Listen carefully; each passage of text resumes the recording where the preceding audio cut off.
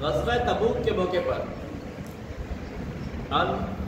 عبد الرحمن بن خباب رضی اللہ عنہ، عبد الرحمن بن خباب رضی اللہ عنہ کہتے ہیں قال شہید النبی صلی اللہ علیہ وسلم، میں نبی پاک صلی اللہ علیہ وسلم کے پاس حاضر تھا تو کیا ہوا، وَهُوَ يَحُثُّ عَلَى جَيْشِ الْعُسْرَةِ، اللہ کے نبی نے جیش العسرہ یعنی کہ غزوہ تبوک کو جیش العسرہ بھی کہتے ہیں، اس کے لیے ترغیب دلا رہے تھے لوگوں کو۔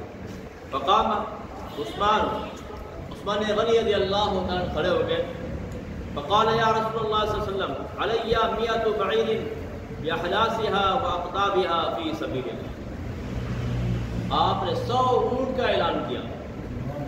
ایک اونٹ کی قیمت آپ کو معلوم ہے، 100 اونٹ بابا ساز و سامان کے اللہ کے راہ میں دینے کے لیے تیار ہو۔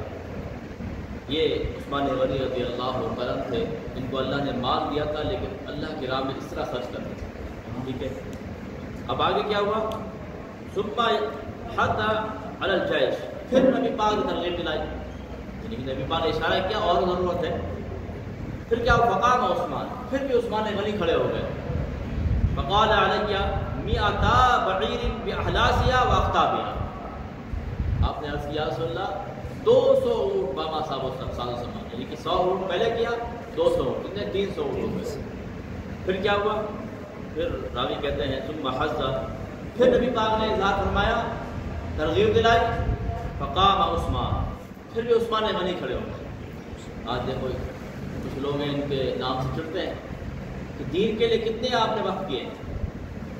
فقال علی 300 بعیر باحلاسها واقطابها فی سبیل اللہ، 300 مطلب پہلے 100 پھر 200 پھر 300 مکمل 600 اس کا اعلان کر دیں۔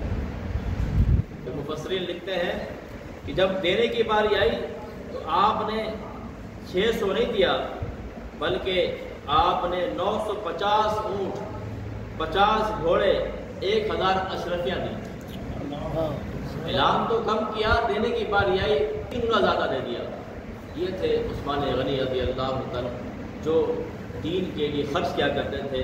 کہ اللہ کے نبی نے کیا فرمایا، کہتے ہیں وَأَنَا رَأَيْتُ رَسُولَ اللَّهِ صلی اللہ علیہ وسلم يَنزِلَ عَنِ الْمِنبَرِ، تو راوی کہتے ہیں میں دیکھا نبی پاک سے ممبر سے اتر رہے ہیں، وہ یقول، وہ کہتے ہیں ما علی عثمان ما عمل بعد هذه، ما علی عثمان ما عمل بعد هذه، دو مرتبہ فرمایا آج کے بعد عثمان کچھ بھی کریں گے نقصان نہیں ہوگا، جو عمل کریں گے وہ اللہ کی رضا کے مطابق ہوگا۔ مانا کیا، مانا یہ نہیں کہ معاذ اللہ آپ نافرمانی کریں گے، یہاں سے مانا یہ بتایا مفسرین نے کہ آج کے بعد عثمان کا عمل جو ہوگا اللہ کی رضا کے مطابق ہوگا، اللہ کی امان میں آ گیا۔ یہ عثمان غنی رضی اللہ عنہ تھے۔